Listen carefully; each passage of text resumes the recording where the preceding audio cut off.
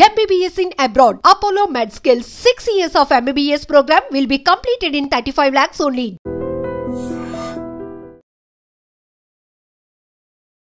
Big breaking ఇది. నల్గొండ జిల్లాలో భారీ అగ్ని ప్రమాదం జరిగింది. అది కూడా ఒకవైపేమో షాప్స్ ఉన్నాయి, ఇంకో వైపేమో హాస్పిటల్ ఉంది. ఆ మధ్యలో ఉన్నటువంటి ఈ మెడికల్ గోదామ్స్ ఏవైతే ఉంటాయో, మెడిసిన్ స్టోర్ చేసే గోదామ్స్ ఏవైతే ఉంటాయో అందులోనే ఒక్కసారిగా మంటలు చెలరేగాయి.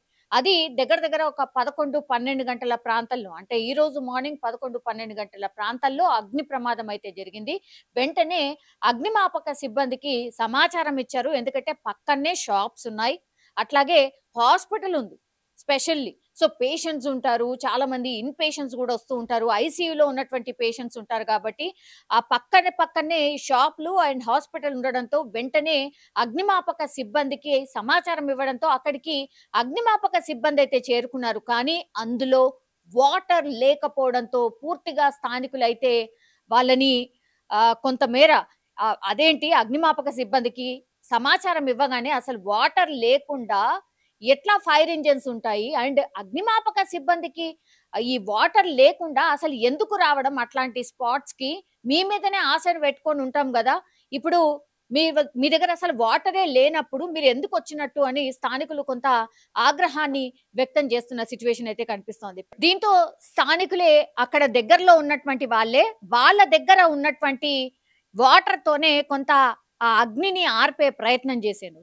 సో ఇది ఒక రకంగా అక్కడ నల్గొండలో అసలు ఏం జరుగుతోంది? ఫైర్ సిబ్బంది దగ్గర నీళ్లు లేకుండా వీళ్ళు ఫైర్ యాక్సిడెంట్ జరిగితే ఏం చేద్దామని వచ్చిండ్రు అని స్థానికులైతే పూర్తి స్థాయిలో ఆగ్రహం వ్యక్తం చేసినటువంటి పరిస్థితి. ఇంకోవైపేమో ఇప్పుడు ఈ గోదాంలో మెడికల్ కి సంబంధించిన మెడిసిన్స్ ఉన్నటువంటి గోదాంలో అగ్ని ప్రమాదం జరిగింది కాబట్టి పూర్తిగా చాలా ఎక్కువగా ఈ స్మెల్ కావచ్చు, దగ్గరలో ఉన్నటువంటి ఈ నివాస ప్రాంతాలు అనుకోండి, లేదంటే షాప్ వాళ్ళు అనుకోండి, హాస్పిటల్ వాళ్ళు, పూర్తిగా స్మెల్ చాలా ఎక్కువ రావడం, మంటలు కూడా కళ్ళకు మంటల్లాగా అనిపించడం, అట్లాగే భయంకరంగా స్మెల్ రావడం, అక్కడ ఉండలేని పరిస్థితి ఉండడం. సో ఈ అన్నిటి నేపథ్యంలోనే స్థానికులే వచ్చి ఆ అగ్నిని అంటే పూర్తిగా చల్లారే ప్రయత్నం చేసిండ్రు తప్పించి, చల్లార్చే ప్రయత్నం చేసిండ్రు తప్పించి, అక్కడ ఫైర్ ఇంజన్ వచ్చి కూడా పూర్తి స్థాయిలో వేస్ట్ అన్నటువంటి మాట కూడా చెప్తున్నారు.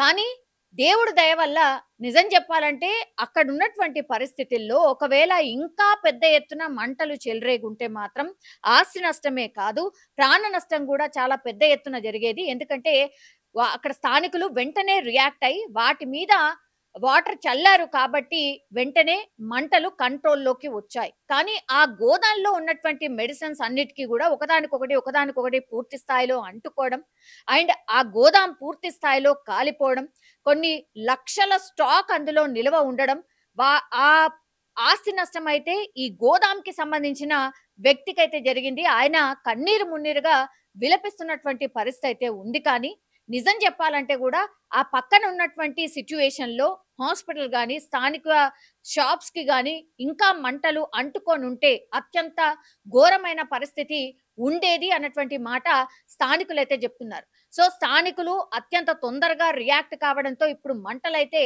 కంట్రోల్లోకి వచ్చాయి. కానీ ఈ మెడిసిన్ కి సంబంధించిన గోదాంకి ఒక్కసారిగా మంటలు అంటుకున్నాయి కాబట్టి ఇంకేదైనా జరగొచ్చా, ఇంకేమైనా అవ్వచ్చా అన్న భయాందోళన మాత్రం ఆ చుట్టుపక్కలైతే కనిపించింది.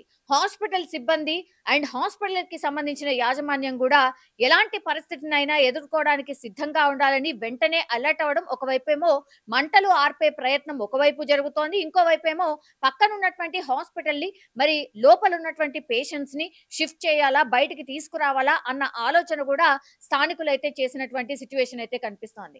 కానీ ఇంత టెన్షన్ నేపథ్యంలోనే ఆ మంటలు ఒక్కసారిగా ఎగిసిపడ్డాయి. కానీ వెంటనే చల్లార్చే ప్రయత్నం చేశారు కాబట్టి ఆ మంటలు within half an hour to 1 hour కంట్రోల్లోకి వచ్చింది. కాబట్టి హాస్పిటల్ సేఫ్, అట్లాగే పక్కన ఉన్నటువంటి షాప్స్ అయితే సేఫ్ గా ఉన్నటువంటి పరిస్థితి. కానీ ఇప్పుడు మంటలు అంటుకున్నటువంటి గోదాం మాత్రం పూర్తి స్థాయిలో అంటే పూర్తి స్థాయిలో కాలిపోవడమే కాదు, బుగ్గిపాలైపోయినటువంటి పరిస్థితి అయితే కనిపిస్తోంది.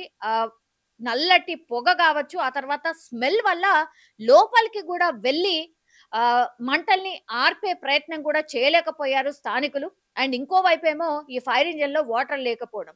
సో ఇవన్నిటిని కంట్రోల్ చేసుకుంటూ స్థానికులే పెద్ద ఎత్తున ఆ మంటల్ని కంట్రోల్ చేసుకున్నారు కాబట్టే ఆస్తి నష్టం ఒకటి జరిగింది కావచ్చు, కానీ ప్రాణ నష్టం ఆర్ గాయాల పాలైనటువంటి పరిస్థితి లేదు. అండ్ ఇంకోటి పానిక్ సిచ్యువేషన్ అయితే క్రియేట్ కాలేదు. ఇది కొంతవరకు ఉపశమనం కలిగించేటటువంటి వార్త అనుకోవచ్చు.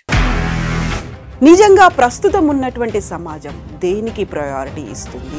ఆర్థిక సంబంధాల చుట్టూ మాత్రమే తిరుగుతుంది. మళ్ళీ ఎన్నికలంగానే చాలా విరక్తి కలుగుతుంది. మంచి అనిపిస్తుంది కదా, లేడీస్ కూడా ఛాలెంజింగ్ జాబ్స్ చేసినప్పుడు చాలా బాగుంటది. ట్రాఫిక్ అసిస్టెంట్స్ గా నియమించిన ట్రాన్స్జెండర్స్ అందరితో సాల్యూట్ చేయించుకుంటున్నారు. ఫుడ్ డెలివరీ ఇవ్వటానికి వెళ్ళినటువంటి డెలివరీ బాయ్ అనిల్ పై కళ్ళ ముందు